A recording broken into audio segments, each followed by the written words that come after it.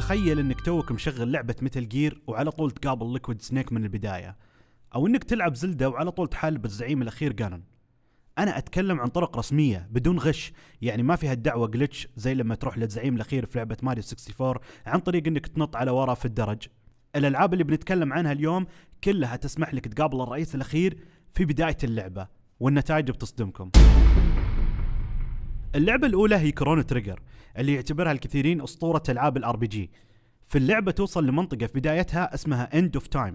هنا تلقى أداة تعتبر مثل بوابة عبر الزمن، وبتاخذك مباشرة إلى نهاية اللعبة لما تم تدميره من قبل الزعيم الأخير لافوس. طبعا في بداية اللعبة الليفل حقك ضعيف، وفريقك توه ما تعلم حركاته الممتازة.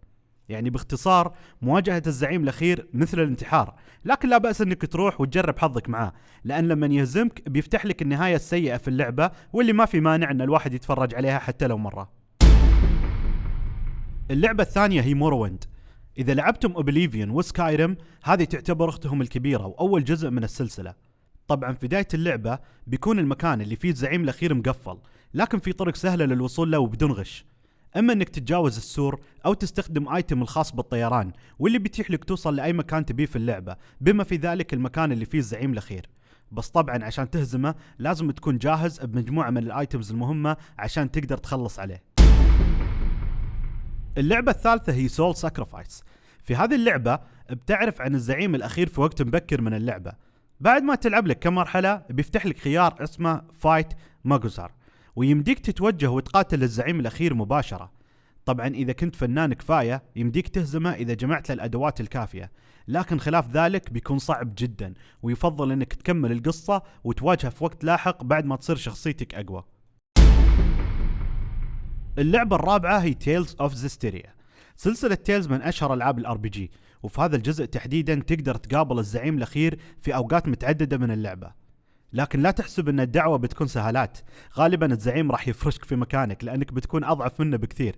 اذا قدرت بطريقة ما انك تهزمه راح تحصل على نهاية نادرة وكثير ما يعرفون عنها، والنهاية هذه بتكون سيئة لاسباب نتركها لكم عشان تعرفونها وعشان ما نحرق عليكم باقي اللعبة. اللعبة الاخيرة اليوم هي ديسيديا فاينل فانتسي، وهذه اللعبة اكثر لعبة تضحك من ناحية كيف تقابل الزعيم الاخير فيها. مثل كثير من الألعاب الثانية، في بداية اللعبة بيجيك طور التدريب بحيث يعلمك على طريقة القتال فيها. شخصية موغل الشهيرة هو اللي بيكلمك أثناء التدريب، وبيسألك هل تبي يعلمك أو ما تبي. طبعا تقدر تهايط وتقول عليه I am a master.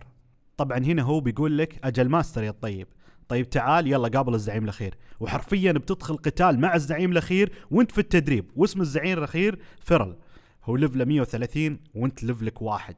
واللي بيصير هو انه بيعلمك ان الله حق، وبيثبتك عشان ترجع وتتفرج على التدريب بأدب مع موغل. بكذا نكون وصلنا نهاية الحلقة الجديدة من فقرة 5 أشياء. لا تنسونا باللايك والاشتراك كالعادة يا أحلى متابعين. مع السلامة.